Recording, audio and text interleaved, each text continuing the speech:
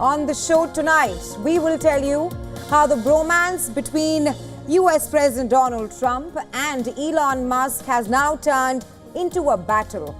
And Democrats are perhaps capitalizing on Musk's criticism of Trump. Also on Race to Power, we ask if Europe can afford its defense boost after the United States of America urged NATO allies to raise defense budget to 5% of their GDP. All that and a lot more lined up on the show tonight. Well, Elon Musk continues to rally against the US president on his proposed budget bill. Musk, once a close aide and loyal supporter of Donald Trump, has been very critical of the big, beautiful bill and has publicly called on Americans to kill the bill. On Wednesday, Elon Musk posted on social media platform X, urging Americans to call their state leaders and demand for the budget bill to be killed in Congress. Musk also tweeted a poster of the cult movie Kill Bill in an apparent reference to his demand for cancelling the big, beautiful bill as Congress deliberates on it. House Speaker Mike Johnson said that US President Donald Trump is not delighted with Elon Musk's shift to oppose the mega bill of the tax cut and spending priorities. He added that the billionaire reversed positions by trashing the legislation. I don't take it personal. We don't take it personal. Policy differences are not personal. I think he's flat wrong. I think he's way off on this, and I've told him as much, and I've said it publicly and privately. I'm very consistent in that. Interestingly, amid all the backlash the Trump's bill is receiving from his loyal supporter, the US president posted a tweet by Elon Musk on Wednesday. Musk's tweet is from May 28th, when he wrote a message thanking Donald Trump for giving him a key role in reducing government spending. Elon Musk's criticism against the bill comes at an important time after the House of Representatives passed the bill with just one vote last month. The bill now makes its way to the Senate, where more backlash is expected. Many Republican senators are against certain provisions of the bill and reluctant to vote in its favor. In the US Congress, the Democrats have wasted no time in leveraging, perhaps using Musk's critical stance, pushing further for the bill to be voted down by congressional lawmakers.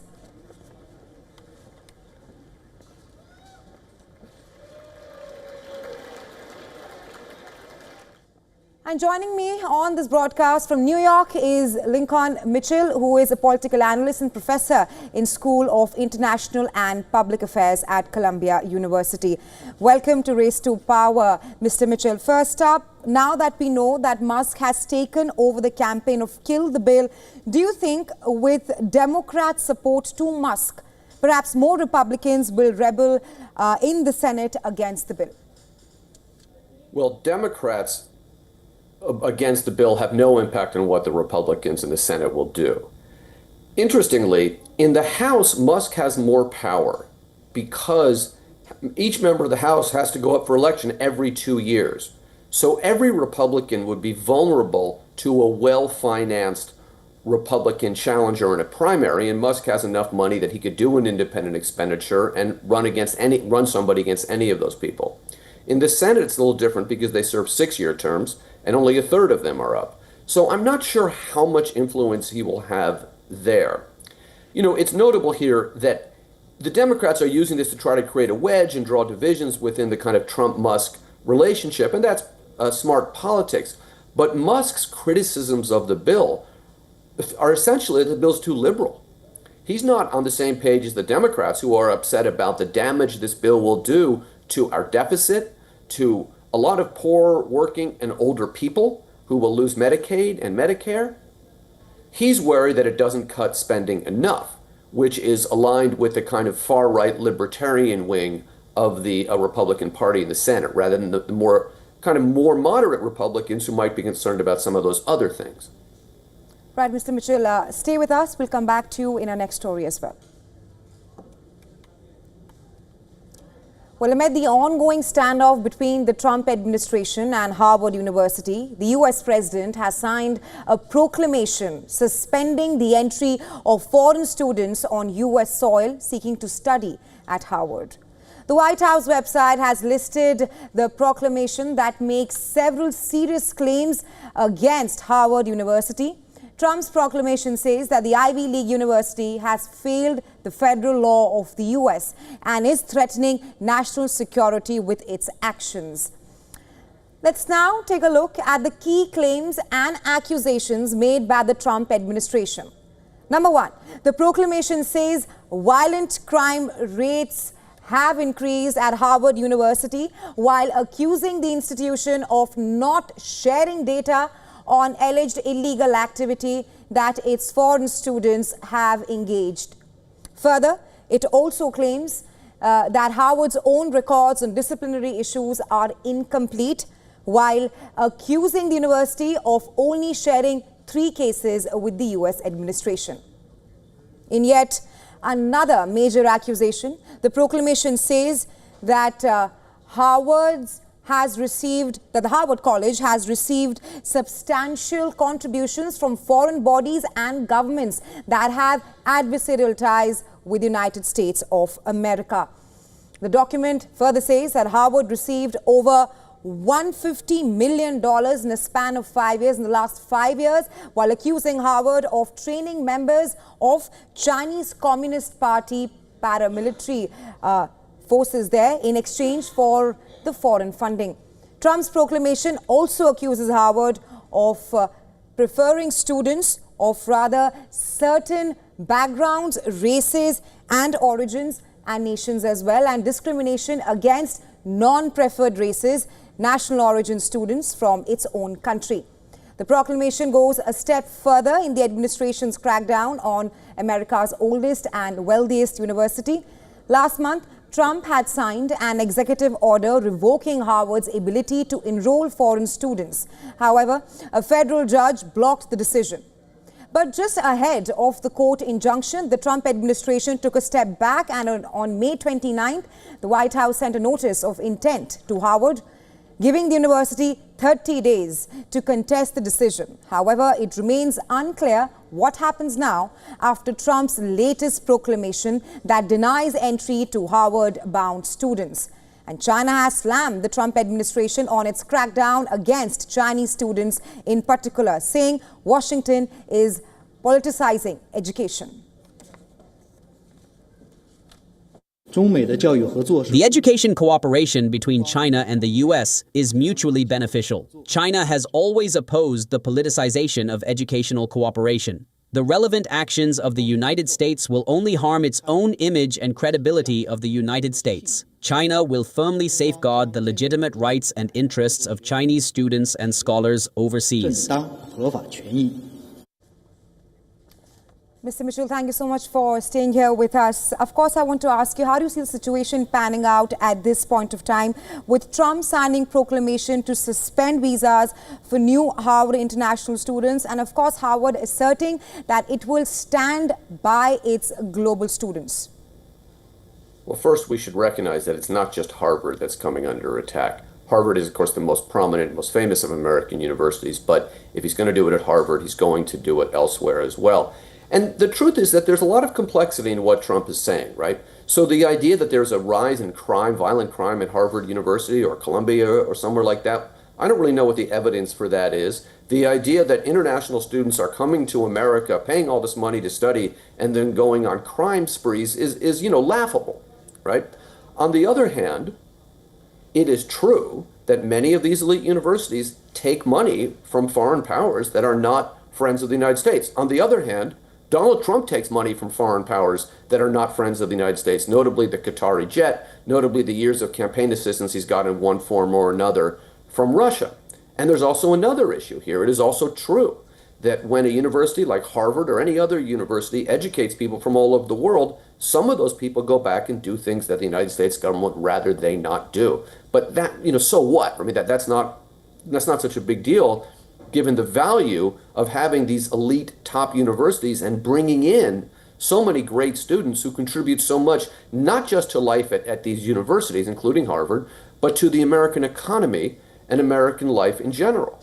And this is one of those situations where if we had a president who was rational, who cared about the United States, who wanted to solve problems, we could have a meaningful dialogue here. The dependence upon international students, which is a financial dependence as well, by universities, and it's not just Harvard and it's not just elite universities, is something we should discuss.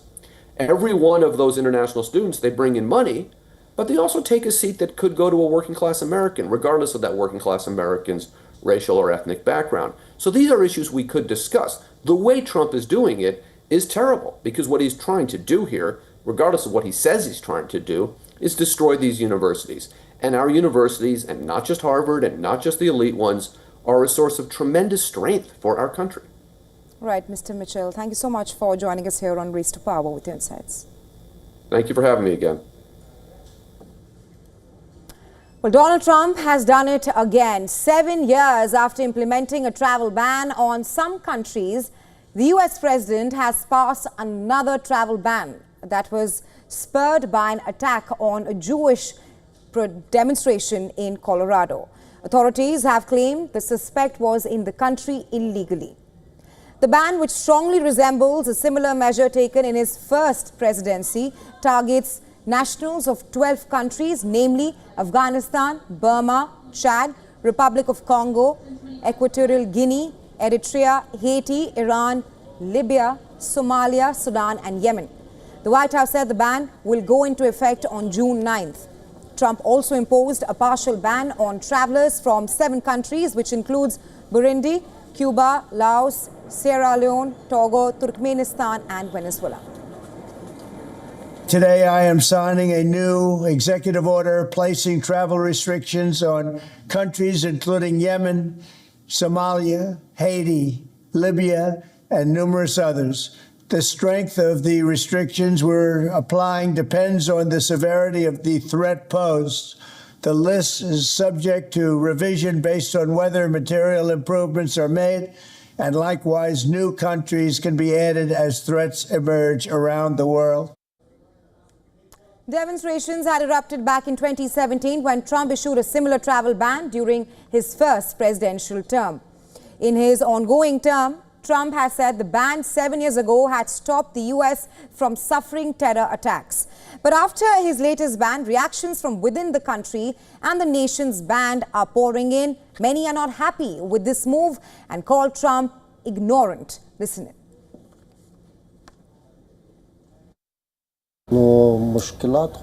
We have problems here. Obviously, it has a negative impact. Since 3 years, we've been facing problems, and these kind of sanctions can increase the problems. It has an overall psychological impact on Afghanistan. This decision, Trump has previously made this decision. It will not have an effect, one way or the other. Firstly, he will not be able to stop terrorist acts in this way, as this requires the understanding of culture, security, and you need to know the causes, to address the causes and know how to treat these causes, not by undertaking blind decisions like this as if you are shutting down your home. Quite frankly, it's not unexpected because, he did it the first time, so it's not unrealistic that he'll do it again. But I think the countries that have been banned, I don't know what kind of threat they pose to the United States. Specifically countries like Sudan, Yemen, and Congo, for example. I don't know what they have to do with the national security of the United States. Europe is scrambling to increase its defense expenditure, but for most of the NATO countries, the road to reaching the US president's 5% GDP limit seems tough. NATO defense ministers assembled in Brussels ahead of the Hague summit later this month. While there is broad agreement on increasing defense spending of all the NATO countries, they feel that reaching the goal of spending 5% of the GDP is tough.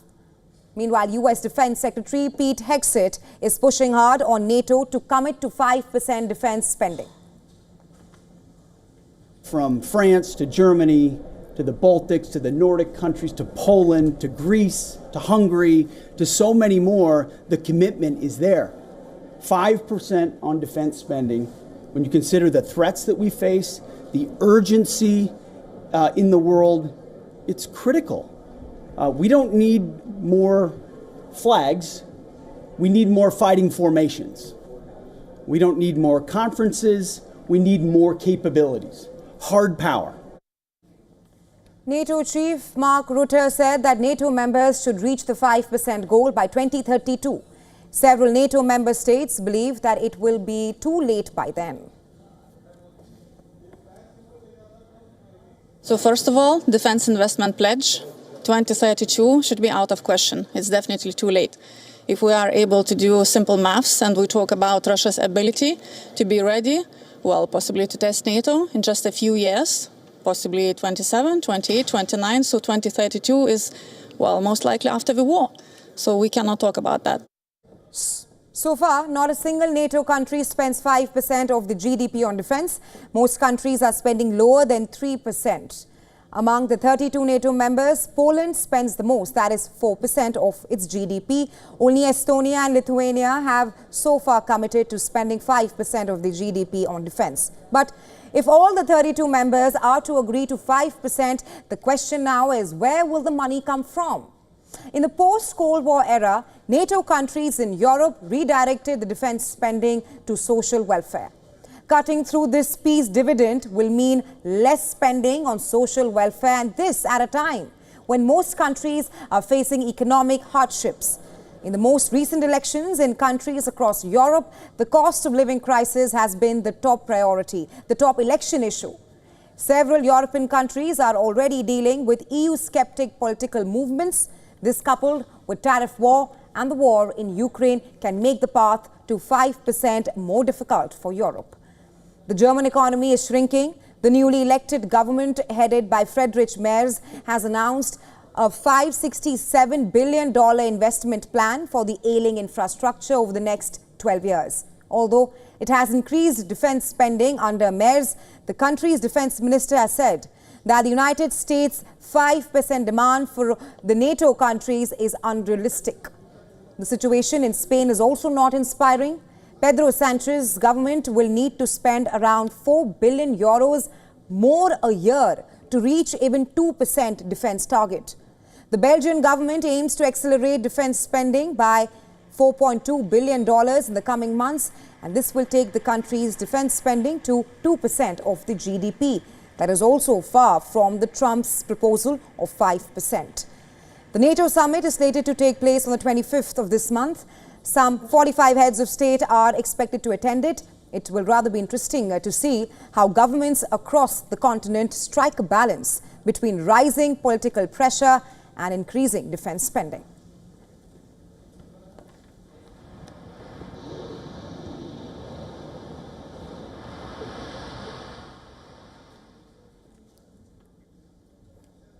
All right, South Korea has elected a new government after a month-long political instability after former President Yoon's failed martial law bid.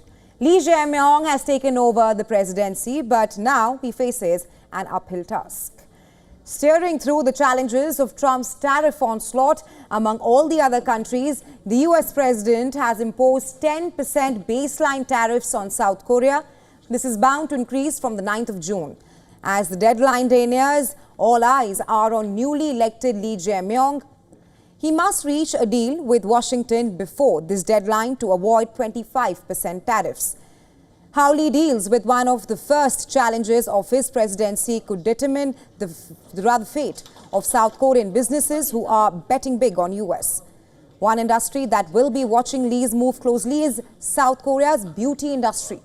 In the last 2 years, South Korea's top 5 beauty brands have seen a whopping 71% annual increase in online sales. They're giving a hard time to even the strong players from countries like France. This growth can face a roadblock if Lee fails to strike a deal before US moves ahead with the tariff increase.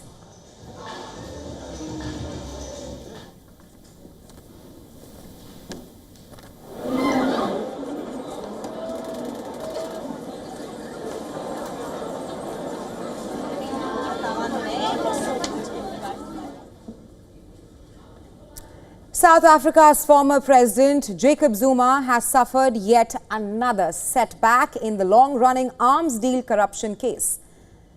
The High Court dismissed Zuma's latest bid for acquittal, clearing the way for the trial to finally proceed after years of delays. Zuma, along with French arms company Thales, faces serious charges of corruption, money laundering and racketeering linked to a controversial multi-billion arms deal dating back to 1999. Both parties argued that repeated delays and compromised their right to a fair trial after the case dragged on for over a decade. Zuma had mounted various legal challenges